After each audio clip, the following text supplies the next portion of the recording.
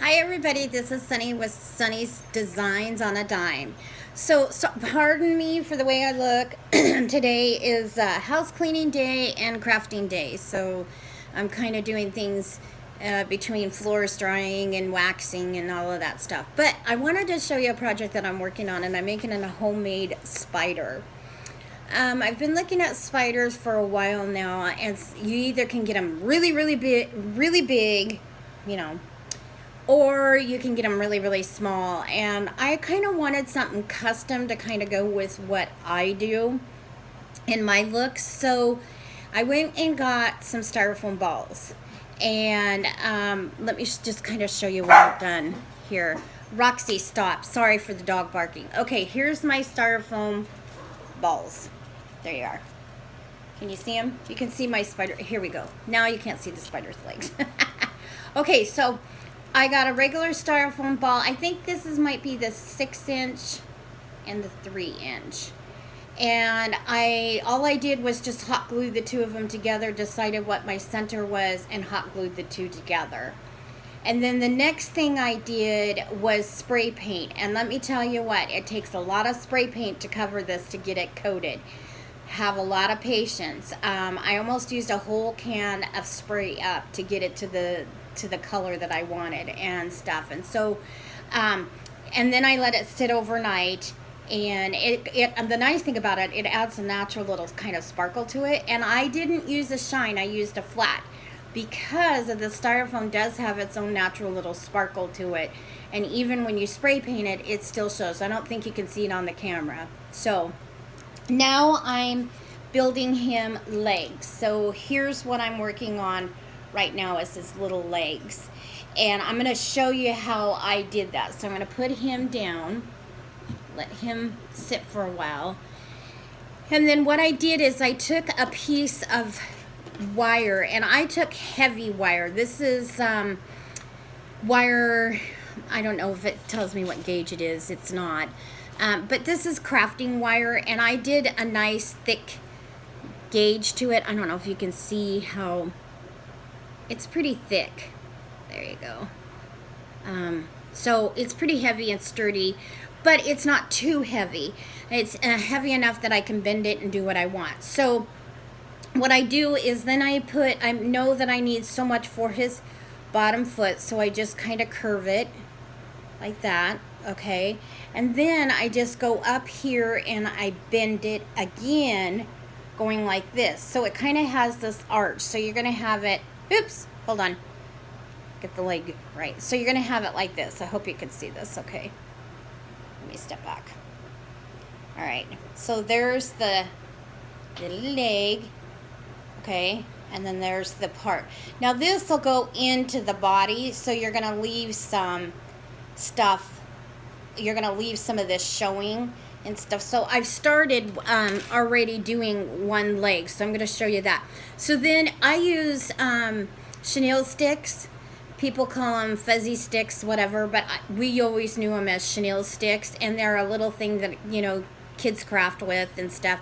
They're really inexpensive and stuff. So I got those. Now when I first started this project, I thought, well, I'm gonna use the chenille sticks and make the little legs out of it and put it in that way, but they're kind of flimsy, and I needed him to have a little more stability, because where I'm gonna put him, he needs to be able to, you know, stay. So once I get the legs all decided, then I will take hot glue, put the hot glue into the end piece like here, and then stick it in there so it's permanent. So anyhow, here's my leg that I've started. Okay, dogs, sorry, my dogs are here. They want my attention too. So anyhow, so I take my chenille sticks and I just kind of start wrapping it, and I make sure that it doesn't poke. And I leave about an inch to an inch and a half, maybe even 2 inches, depending on how far I want to stick it in. So then you just keep wrapping it. Now I'm going to show you how I did that. So then I just took this, and I just I took a leftover edge.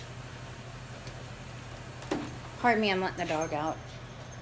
Okay, so I took a leftover edge and I'm just wrapping it. And then I don't care if it overwraps the piece that I just did.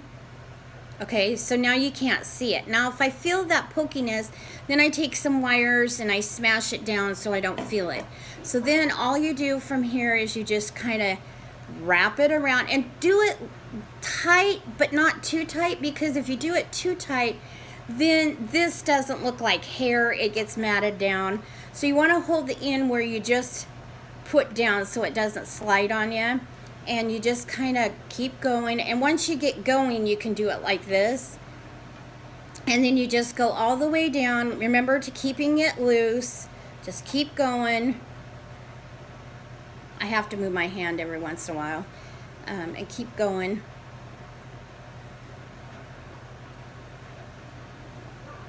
And then it'll get down to the next section here. Okay, now as it gets smaller, I have to stop and kind of, you know, do it like this.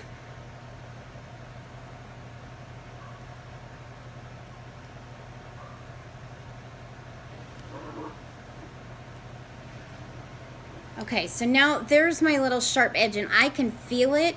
So I'm going to take my little clipper wire things and I'm going to just smash it.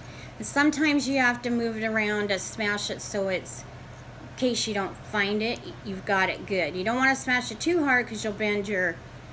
Okay, so now we have this much left. So then what I do is I took one of these pieces that I had already bent, and if you have some left from a previous leg, you can use that as a scrap. I never throw my scraps away. And I just start doing the same thing. And I just, if I need to pull it away, I can. See how I pulled it away to add, so I don't overlap it too much. I hope you were able to see that. Okay, and then I just keep going. And then I turn it so I can see it. And then when I want to fluff the legs up, all I have to do is take my fingers like that. Because when you're working with it, you're kind of smashing it a little bit. Then just keep wrapping and wrapping. Okay, now when you come to the end, you can decide if you want it to go how many times. Now I usually go until it's completely covered. Okay, so you can't see the tip. So now what I'm going to do is I'm going to take my wire cutters here and I'm going to cut this excess off. And then I'm going to go like this and smash it down. Now again, that little pokey edge, because you don't want anybody to poke and get hurt or bleed or whatever and ruin your project, or you ruin your project. Just make sure you clip it down really good. See if you can find it. I always feel for it. It's good. So now I'm going to take my spider, which I have here. I think maybe, hold on, I'm going to back you up a little bit. Okay, hopefully, now let's see. Okay, so then I'm going to take my spider, and each side has 4 legs. So I want to match it up with this one. So I'm doing pretty good. So now I'm going to kind of go here, remembering that I have 4 legs on each side, and I just push it in, and then there you go. So there's leg number 2. Now you're going to have to adjust these after you get everything set, and that's okay, but that's just what you do. And then you're going to continue that on until you have both sides done. And when I have it done, I will do another, I'll show you where I'm at with it when I have it done. So this is just the beginning. So I hope you'll try this at your convenience and let me know what you came up with too. I'll show you my finished product when I get it done, okay? So I hope you enjoyed this small little video. Please pick up your styrofoam. It was inexpensive, didn't cost much. It's kind of fun, and I find it relaxing, and it gives me my Halloween spider that I really wanted in the size I wanted. So I hope you enjoyed this video. Tell your friends. I hope everyone's safe. We're safe here in Oregon. We have not been hit by the fires yet, thank God. And we're doing okay. We do have a lot of smoke here, so advisory is to stay in our homes if we don't need to go to town. So that's what we're kind of doing. So that's why you see me like this. So it's craft day, and I'm enjoying it. So anyhow, thanks for tuning in, everybody. I hope you enjoyed this video. Continue watching. I have lots more to come. Thanks. Have a great day.